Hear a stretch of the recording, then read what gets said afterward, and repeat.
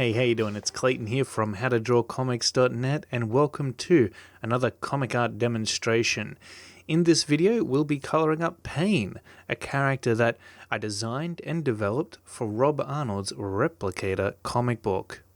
And I'm jumping right in here, filling in the line art with the flats, otherwise known as the base colors.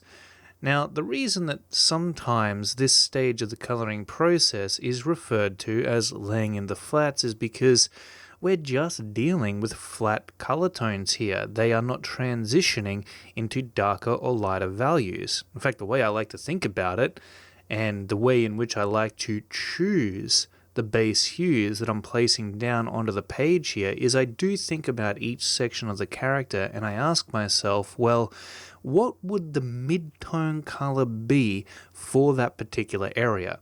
So as an example, we're laying in the flat color tone for his skin and now his hair. And so I'm thinking about, well, if I want that skin to be, a desaturated green or a desaturated black, well, I want to find the midway point between the darkest version of that and the lightest version. And that's exactly what I'm going to fill that area in with.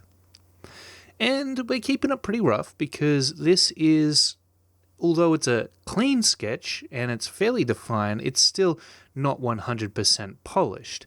You can see there that the lines do get a little sketchy in some areas, and I kind of like that look, to be honest, when it comes to character concept sketches. It is defined enough that we can fill it in and it still looks like a finished comic book illustration, yet at the same time it does have that additional level of texture and energy to it that can sometimes become lost within a polished, highly articulated, finished comic book illustration. Now, we are working in Photoshop here, and if you look over to the right hand side of the screen, in the layers panel, you can get a good idea as to how I'm setting up my layers here. Now, I've got the line art above the base colors layer. That's important because we want that line art to be visible over the top of the flat base colors as we're laying them in. So if the line art isn't already see-through, what I will do to make sure that it is I will change its layer blending mode to multiply. And that just ensures that the line art is multiplied over the top of the base colors, allowing them to be the only thing which is visible on that layer. And sometimes it really does depend on the format to which the line art is saved out in as to whether or not you'll need to do that.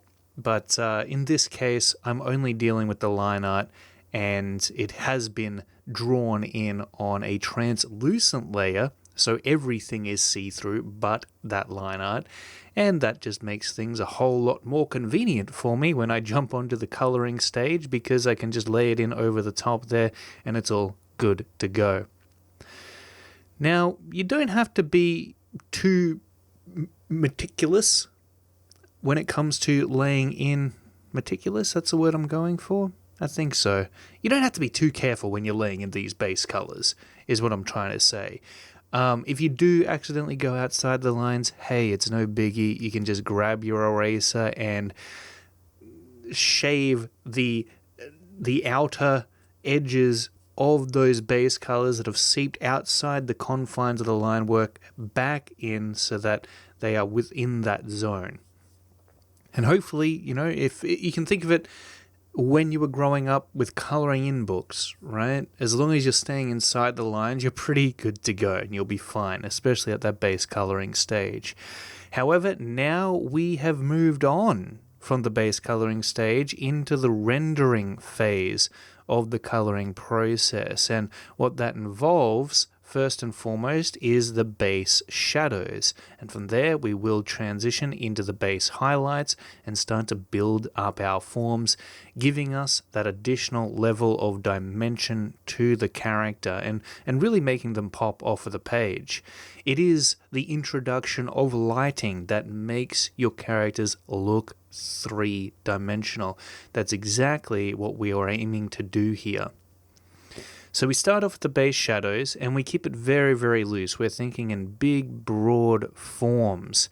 And what you'll see me doing here is use those base colors that I've just laid down in the previous step as masks, selection masks, that when I activate them, I am able to make sure that any shading that I'm adding into a specific area within that character, my brush is confined to that. So I can make the brush as big and as broad as I want, and yet it will still stay within that particular section because I've selected that area.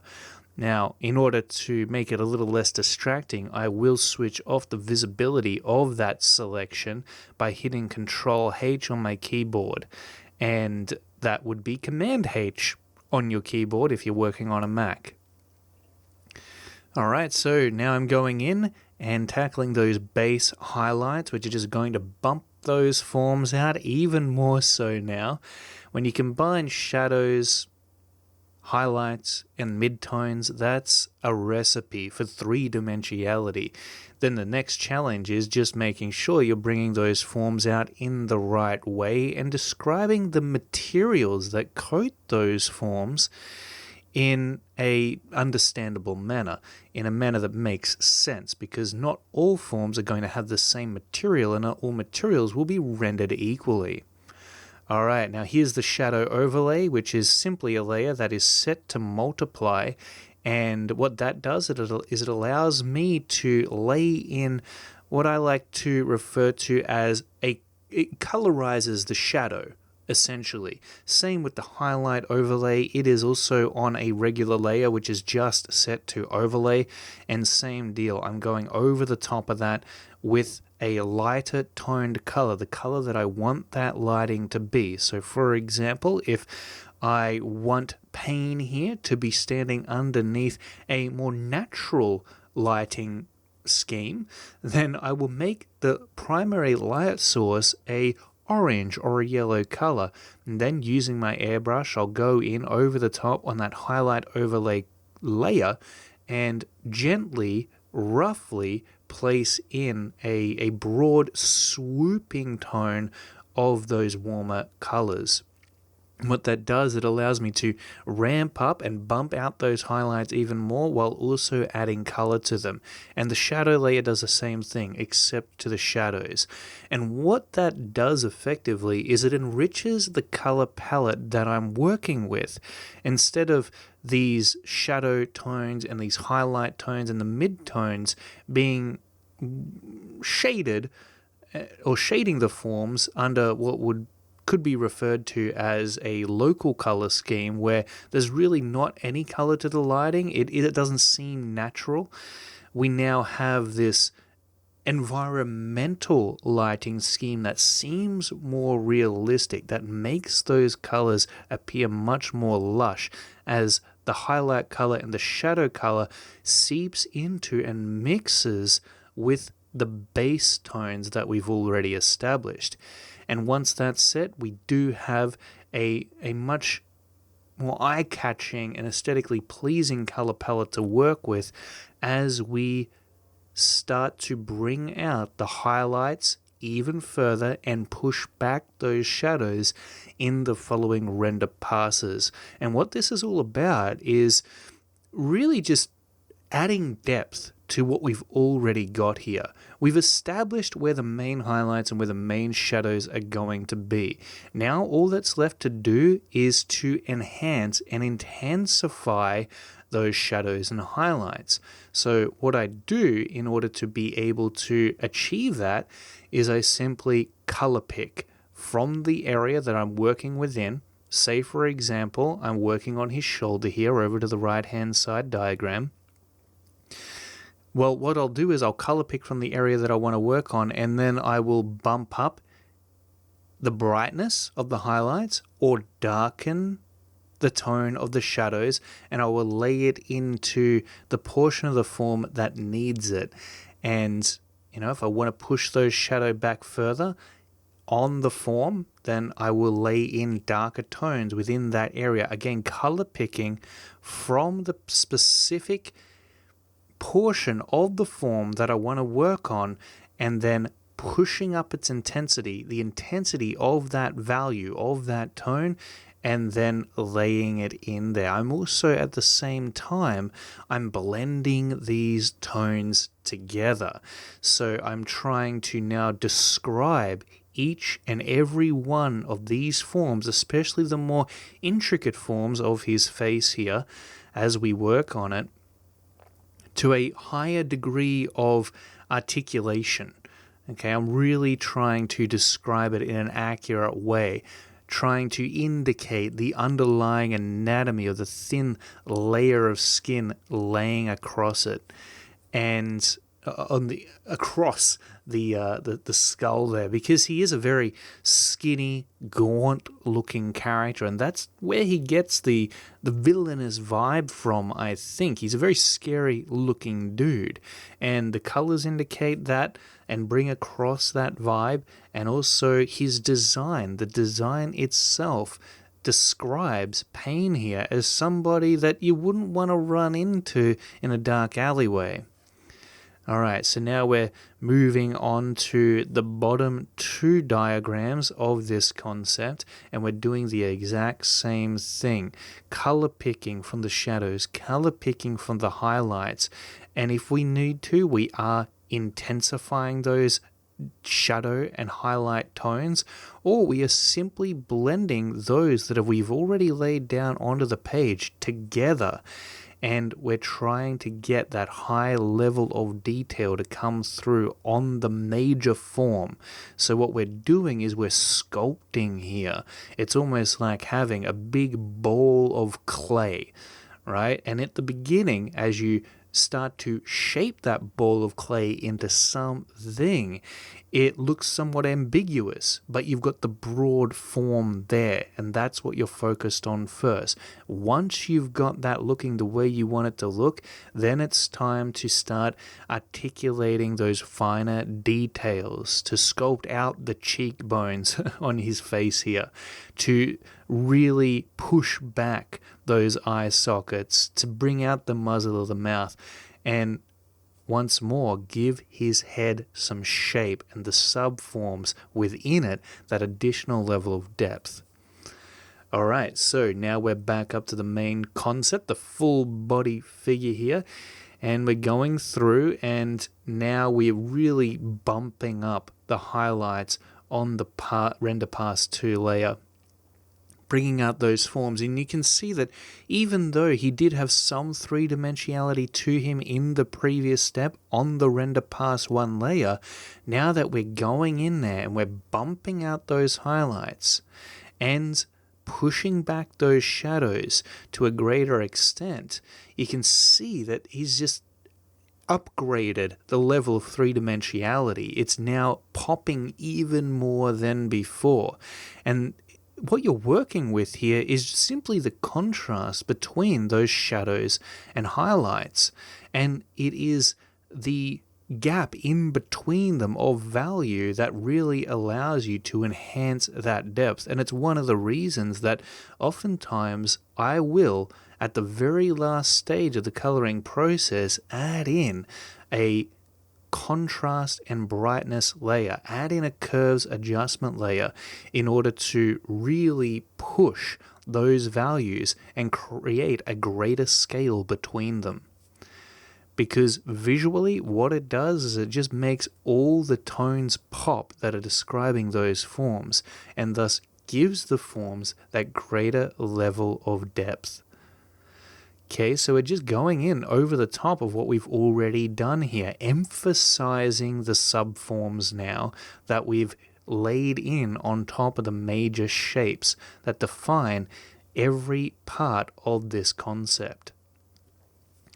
And it is the larger shapes that determine the fall-off of light, where the major areas of light are going to hit and where the shadows will form. And it's important to somewhat preserve that gradient, that overall gradation of light into shadow as you render out the subtler forms that are going to protrude and retract into those larger forms.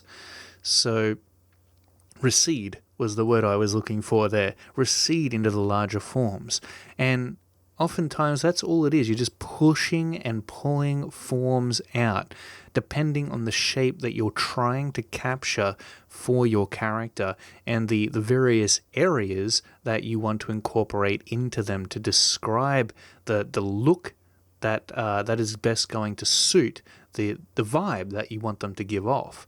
And again, not every character is going to be as gaunt as Pain here. You are going to have some characters which have a much softer look, and you're not going to want to push those cheekbones back or out, rather, to emphasize them. You're not going to want to push in those eye sockets to really darken them up and get that Skeletor look about the character. Sometimes you want to go for a much softer approach where those subforms are much more subtle. In fact, maybe they're not even all that visible. So now this is the point where we start to add in the adjustment layers, which are accessed from the image adjustment layers menu at the top of the screen there, at the top of the interface. And what I usually add in on top of all the work that I've already done is I'll add in a curves adjustment layer, and I'll add a color balance adjustment layer. And actually, I just remembered it is not the image drop-down menu. You can adjust colors and various aspects of the illustration from that menu, but it's actually the layer menu. So you want to go layer adjustment layer. And then what you will find that you're able to add in there is a bunch of different effects that these layers can give you, such as, adjusting the contrast, adjusting the overall color scheme, adjusting the hue saturation. And these layers can really change the entire mood and vibe for your entire presentation. And it's extremely useful to have. Now, everything below those adjustment layers, really what it's all about at that stage is just getting those forms rendered in there. And then you can adjust everything else later on once you've got them defined. So now, the final cherry on top, I'm adding in the rim light. And this rim light really does once more bump up the three-dimensionality of this piece, which is super awesome. I love rim lights because they really do add that level of cinematic appeal that the illustration just wouldn't have without it. And it can add drama. It just intensifies the overall presentation and an experience that the viewer is going to have when they're looking at this concept. Not only that, but once more, it further emphasizes those forms, especially in the darker areas of the character. It helps you to describe further the subtler areas that might be getting lost within the shadows, because of course the more a form falls off into shadow, the less visible it becomes. But these rim lights often highlight those details that end up disappearing or at least becoming diluted within the darker tones. So you can see here on the dark side of his face, as we add in the rim light, just the incredible effect that we get as the forms on that side of the face begin to bounce out at us. And it's one of the greatest things that I ever learned, and I know that when I learned this, it really added so much to my art. I forget where I learned it, but it certainly did help me out a lot when I ended up mastering it, for one, because you've got to figure out how this all works. And it also, the other great thing that it gives you is this added level of contrast, because you'll notice that although the main light source is this yellow warm color, that this rim light, this backlight that's coming in from the opposite side of the form is a blue, cooler tone. And so you get the nice contrast between the cooler and warmer tones of both those light sources, and it just enhances the entire image. It really adds to the aesthetic of it. Well, I hope you enjoyed this demonstration and that you got a lot of value out of it. Thanks so much for watching. I had a lot of fun working on this character for Rob, and I know that he was quite pleased with the outcome as well. So I'm always very grateful when I'm able to create a concept, a character design that the customer is satisfied with. Now, if you'd like more comic art tips, tricks, and tutorials, be sure to visit www.howtodrawcomics.net. Over on the site, you'll find a bunch of written tutorials, video tutorials, a podcast, and when you're ready to take your comic art skills to the next level, I highly recommend that you check out our store. You'll find an entire library of courses and helpful resources in that area. Alright, that's it. Thanks so much for watching. Until next time, keep on drawing, keep on creating, and I'll catch you in the next video.